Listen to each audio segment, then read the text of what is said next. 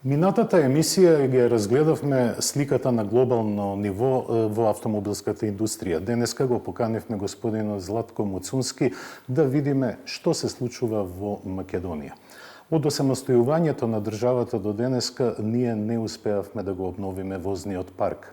Како гледате на таа ситуација, бидејќи староста на возниот парк е негде околу 19 години? Токму така. Официјалните податоци изостануваат, меѓутоа се смета дека просечната старост на возниот парк во Македонија изнесува 19,5 години, што е навистина запрепастувачки. Сега, кои фактори влијаат на сето тоа? Ако ја третираме исклучиво минатата година во однос на 2023, ќе видиме дека имаше раст на продажбата на нови возила од 32%, што е навистина импозантно. Да. Иако сето тоа во апсолутни бројки не е толку импозантно. Затоа што годината заврши со увоз на околу 13.000 автомобили, доколку се точни податоците кои што се испорачани од Царинската управа, заради тоа што се работи за увезени возила. Сега, дали тие увезени возила се продадени или реекспортирани, потоа е навистина дискутабилно. Меѓутоа, тоа што загрижува е растот на увозот на употребувани автомобили од околу 25%, и тоа е бројка од над 40.000 автомобили минатата година. За голема жал, маса од тие автомобили се со огромна старост, заради тоа што во Македонија, како единствена земја во регионот, се уште владее EU4 стандард за увоз на употребувани автомобили. За разлика од нашето соседство, да не одиме подалеку, во Косово и во Албанија, максималната старост за увоз на возила е 9 години. Кај нас со Euro 4 стандардот е 23. И тука не можеме да зборуваме за природна обнова на возниот парк во никој случај, заради тоа што за природна обнова на возниот парк на Македонија и требаат минимум 25.000 нови автомобили годишно. Со тоа за некои 4 до 5 години би го достигнале или би се приближиле до тој европски просек. Ако ја земеме како пример за компарација Словенија, земја со многу слична географија, таму се продаваат над 50.000 нови автомобили во годината. Значи, 4 пати повеќе од колку кај нас. Дали тоа се одразува, не дали се одразува туку, дали е економскиот фактор, нискиот стандард, еден вид на тригер за купување на стари автомобили. Тие се нешто поевтини, но новите автомобили од пандемијата наваму се многу поскапени. Дали можеме ние тој тренд да го следиме? Проблемот секако може да се лоцира во релативно ниската куповна моќ на населението или така наречениот бруто домашен производ по глава на жител, каде што дефинитивно не одскокнуваме сериозно, се надевам дека тоа ќе се промени. Понатаму треба да го земеме како фактор и тивкото иселување од државата, заради тоа што тие луѓе кои што треба да придонесат и да заработат за да си купат нов автомобил, за жал исчезнуваат од нашата држава, одат во странство. Влијаеше сигурно и општиот раст на цените во времето на ковид и пост-ковид пандемијата од сериозни 30 и 40%. И со овој раст на цените не беа опфатени само новите автомобили, туку автоматски и употребуваните автомобили го следеа трендот. И има уште еден сериозен фактор е дека ние сме единствена држава во регионот која што има прогресивна увозна давачка за увоз на автомобили, така наречениот данок на моторни возила, кој што од Хрватска надолу нема никаде да го сретнете. Тоа е едно вкупно оптоварување од 20% на секој увезен автомобил, и нов и половен. Дали има најави на коригирање на тој закон? Затоа што ние немаме што да штитиме. Таа давачка, данокот на моторни возила, само е бенефит за буџетот. Има одредени иницијативи, барем во моите последни контакти со Машинскиот факултет, тие дефинитивно се на линија да предложат некакви измени во законот, а примарната цел треба да ни биде амбиенталниот воздух и заштитата на околината. заради тоа што новите возила со нова технологија имаат драстично помала емисија на CO2, азотни оксиди кај дизелите и така натаму, а да не зборуваме за промоција на електричните возила каде што имаме нулта емисија на CO2. И нешто дефинитивно треба да се промени во политиката за увоз на автомобили. Далеко од тоа дека треба да се забрани увозот на употребувани автомобили, тоа го нема во ниту една земја и не би било убаво со било какви забрани и ние да бидеме третирани. Туку треба да се ограничи со цел употребуваните возила да бидат барем еден стандард подолу од новите возила кои што се увезуваат. Заради тоа што без оглед што Евро 4 е важечки стандард за увоз на возила, дури и за нови, такви веќе никој не произведува.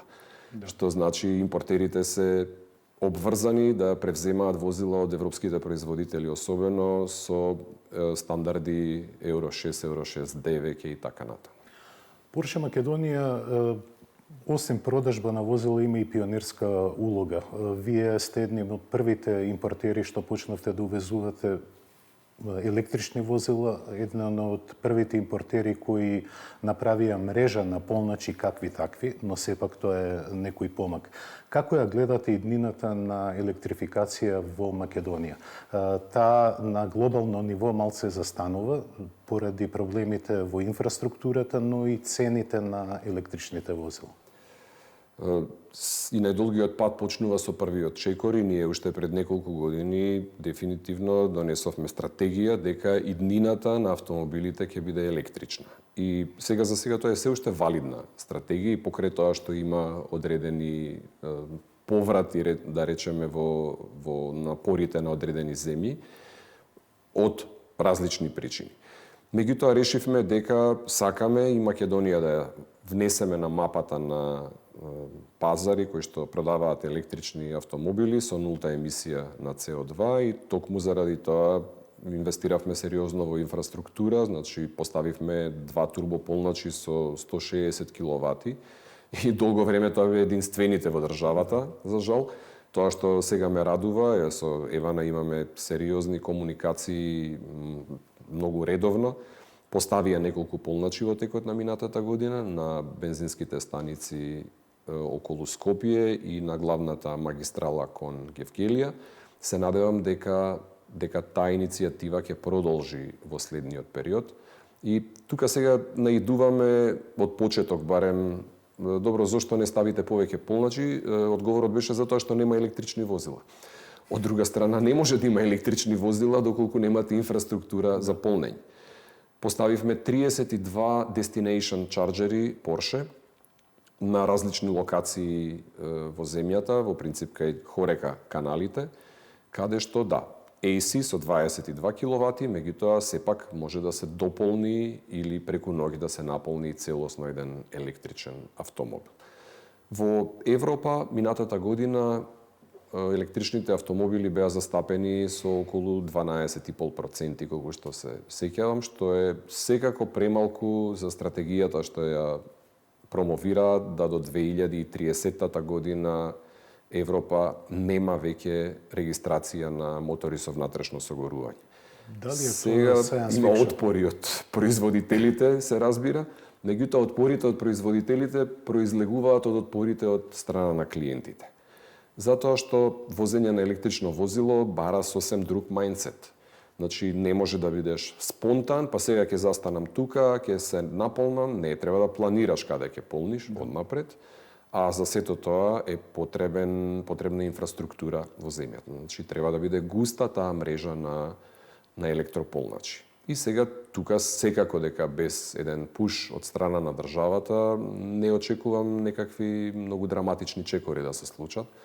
Значи, треба да се овозможат некакви субвенции за компаниите кои ќе решат да инвестираат во инфраструктура за полнење на електрични возила, затоа што инвестициите се сериозни, треба да се донесат сериозно дебели кабли до локациите кои што обично се оддалечени. Една бензинска пумпа повеќе од 20 киловати електрична енергија не и се потребни, а само за чарџерот треба 200. Така што инвестицијата е сериозна и се надевам дека во следниот период ќе се направи нешто на темата. Втора работа околу електричните возила е нивното оданочување. Во моментот за електрични возила не се плаќа исклучиво данокот на моторни возила. Значи се плаќа се плаќа царина од 5% и се плаќа ДДВ од 18%, што возилата ги прави неконкурентни, имајќи предвид дека се работи за скапа технологија, за нова скапа технологија. Албанија е тука многу позитивен пример за тоа што за сите електрични возила имаат нула давачки. И резултатот се гледа веќе по улиците низ Тирана и низ цела Албанија, маса на електрични возила, особено такси, рентакар, меѓутоа и приватни и компаниски возила се сега електрични. Брендовите кои ги застапувате имаат електрична програма, имаат електрични модели, но тие се осетно поскапи од кинеските. Како индустријата и вие импортери ќе се справите со оваа поплава на кинески возила кои имаат солиден дизајн, солиден квалитет и многу добра технологија? Многу добра технологија е дискутабилно и да не речеме субјективно. Сепак проблемот што е? Европските производители или северноамериканските произведува автомобили со традиција од повеќе од 100 години. Главнината од нив. Што значи квалитетот е неприкосновен. Таму каде што беа сериозно доминантни, а тоа беа моторите со внатрешно согорување, сега веќе е тренд кој што се помалку ќе се чувствува заради тоа што влегуваме во ера на електрификација. Точно е, кинеските автомобили се драматично поевтини, меѓутоа ако ги земете и анализирате како автомобил, како компоненти на автомобилот, а не само тоа што се вика powertrain и електромотор и така натаму, ќе видите дека има сепак голема разлика во квалитетот. Факт е и дека европските производители беа малку заспани, на ловориките на славата многу години живееа и сметаа дека не може ништо да ги поремети. Сега веќе сите имаат бекап сценарија. Меѓу другото, Volkswagen за кусо време ќе го извади ID2, кој што треба да има почетна цена од 25.000 евра. Значи, тоа е веќе еден сериозен исчекор во нискиот сегмент на возила кои што ќе бидат електрични. Господине Муцунски, ви благодарам на одвоеното време. Дури и Соединетите Американски држави воведоа нови даноци, односно нови царини со цел да се заштити нивната индустрија. Председателот Трамп воведе царина од 25% за увозот од Канада и од Мексико. Но погледнете што тоа може да значи на подолг рок.